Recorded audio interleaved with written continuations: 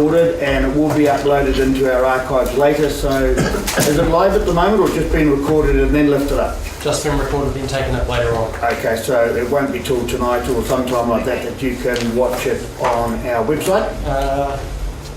Probably a couple of days. Okay, all right. Maybe a couple of days. So firstly I will call for apologies, and I have two on hand. I have apologies from Councillor Keith Crate, and I know we're all thinking of him as he's having a little operation at the moment, and our wishes go out to him, and also from Anna Kirk. So could I have a mover, please? Move. Councillor Downer, seconded. Councillor Heckling, all those in favour? Aye. And moving straight into the agenda, the first is a presentation from Destination Great Lake Taupo, Kathy Guy and Vanessa Freeman. So welcome, and as you know, as you can see, we're doing our council meeting this time in Turangi because we're very conscious that there are two beautiful other towns in this district other than Taupo, Mangakino and Turangi. So we try to share the love. So here we are down in Turangi. So if you'd like to come forward, lovely ladies, and maybe one more seat perhaps. No, I'm just here for the DGLT as well. Oh, you're not? Okay. Okay. So for this one, we'll just have Kathy and Vanessa. So welcome, and I'll hand over to you. Thank you very much. For those of you that I haven't met yet, I'm Kathy Guy, and I have the privilege of being chair at DGLT. I'm conscious that we only have 15 minutes in which to present to you, so I'll keep my report fairly brief and allow Vanessa to actually show some of the results that DGLT have been able to achieve in the last 6 months. The last 6 months have seen an exciting time for change within the board and DGLT as a CCO. The appointment of 3 new local board members in September 2012 have added a different dimension to the board and introduced new skills focused on industry knowledge, on finance, governance and process. As a board, we're very aware that we are ratepayer funded and that this drives our CCO, and therefore a strong emphasis was placed by the new board on DGLT being run more like a business, with fiscal accountability being paramount and a focus on business process and best practice. We were fortunate during our recruitment and subsequent appointment process to have Vanessa Freeman as a successful candidate, and in late October she took up the role as the GM of Destination Great Lake Taupo. As a result, the new board placed a number of deliverables on the new GM, which required these to be completed within her 90-day trial period. We as a board recognised that those deliverables were a hard ask for someone to pick up and achieve within such a tight time frame. However, it was important that these deliverables were actioned within this time frame to effect change. These deliverables have had a sustainable content and will continue to be used within our strategic plan to ensure that the focus on change and engagement is ongoing. In December, the board met for a 2-day strategic workshop to review the existing SOI and to establish a strategic focus and write the new content for the draft SOI. We were particularly fortunate that during this process we had the opportunity on the first morning to listen to and engage with Tourism New Zealand, who were doing a presentation on their national strategic focus. It was invaluable as we were able to ensure that our current and our draft SOI also fitted into the ethos and focus that Tourism New Zealand was advocating, both from a national and also a international and domestic aspect. We've been particularly conscious of the difficulty and continuity of the team at DGLT, particularly in the hiatus period, awaiting the appointment of a new GM. And we, as the board, also are very appreciative of the work done by the interim GM, Ray Salter, and the knowledge and guidance that he brought to the team during this time. The team continued to be productive and is now working well together within the new collaborative tourism hub concept, implementing new strategies under the guidance of Vanessa as the new GM, and in line with our SOI and our draft strategic business plan. As a board, we are particularly aware that this industry is a fickle one and requires the ability to react quickly to any market changes. And therefore it's imperative that there is an awareness and a plan for some form of risk management and a process to ensure that the RTO and the Taupo District remain sustainable as a desired tourism destination for our future. To have a destination that remains relevant for visitors and reflects the value of its people and its environment for years to come underpins our mission. The objectives set out in the draft SOI will enable DGLT to build on what has already been achieved and deliver the outcomes communicated in our draft strategic plan.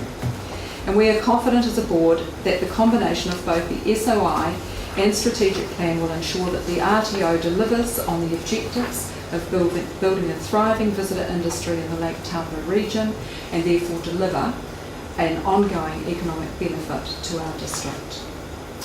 And with that, I'll pass on to Vanessa to discuss in detail some of the objectives that we have achieved.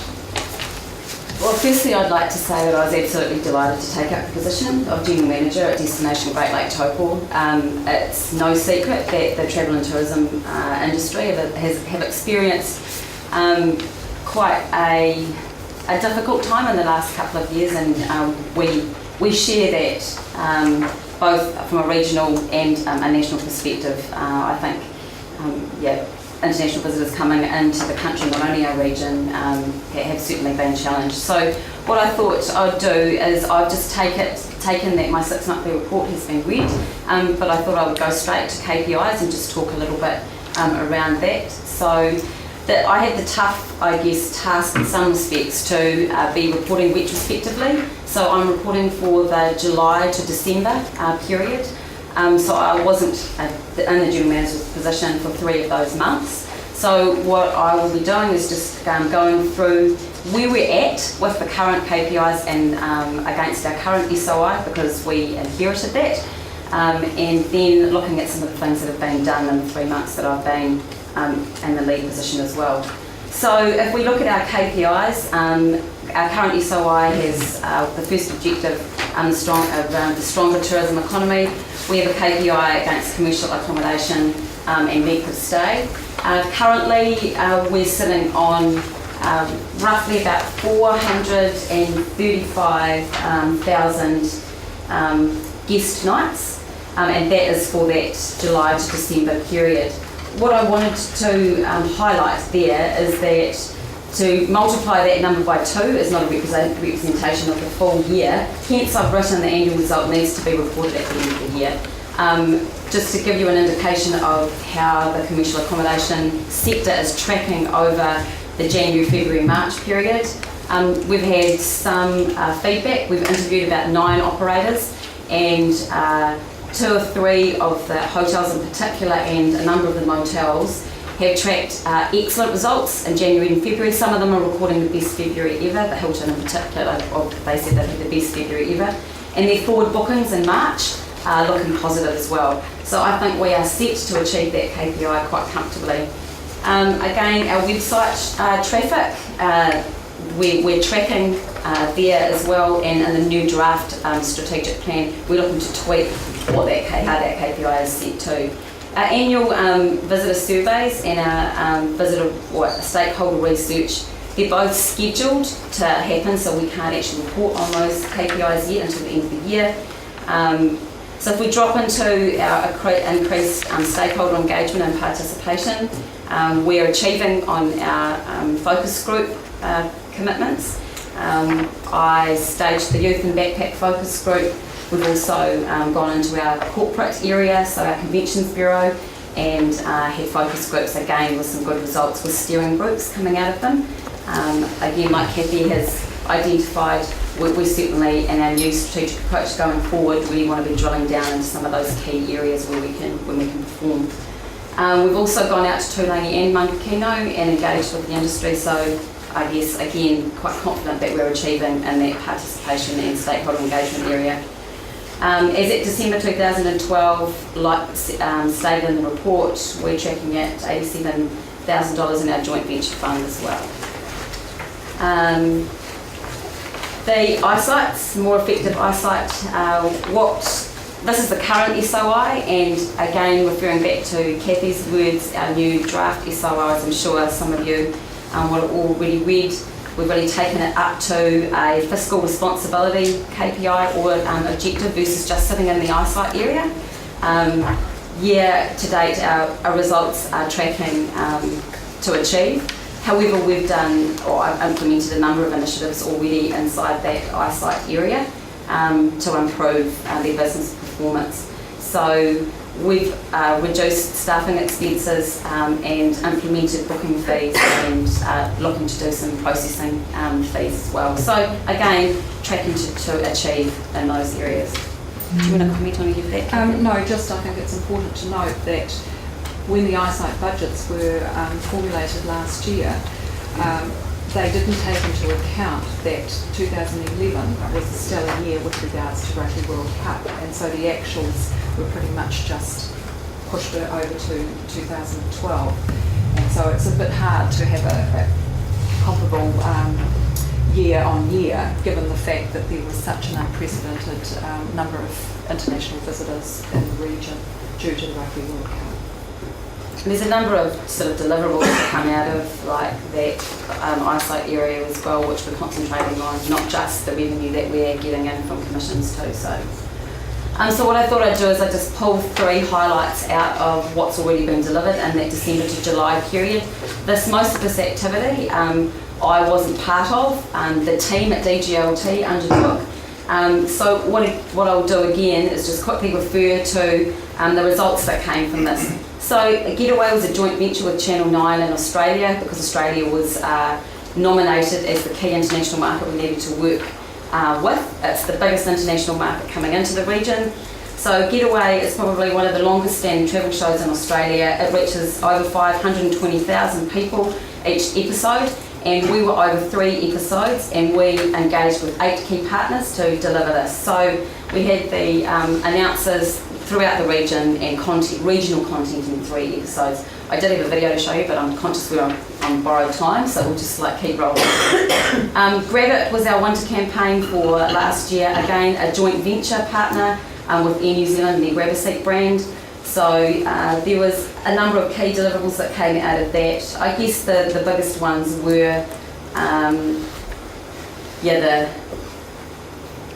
the participation, really. I guess the results themselves, from a revenue point of view, turned about $18,000 worth of product bought online. However, the other things that came out of that from a joint venture perspective, and drawing not only our tourism operators together, but our retail sector and the wider kind of town to deliver quite a significant campaign, were probably its best results. As a matter of interest, Vanessa, where did you get the most response from out of those other destinations to Taupo during the Grab It? I don't know that. I had to find that out for you, because it was a campaign that was run in my app while I wasn't there. But I can definitely find out that information for you. I think that you'd find that the majority, we were part of that campaign, and the majority would have come out of Auckland. That was definitely our take on that from the hotel's perspective. Fritz, can you just play a video for me now? While it's playing, I'll just talk over it. This was another initiative in Australia, so it was with Australian Mountain Bike magazine. This video or DVD was put together with a large amount of total content, and it was distributed to the 75,000 subscribers of the magazine. So this team came into the region. They're all mountain bikers, and this kind of type of approach to marketing we are really starting to take. So instead of actually doing the whole come to the region, we've put inside our draft SOI a more special interest approach to marketing, which meaning basically focusing on how people travel, and this is a really big one for our region.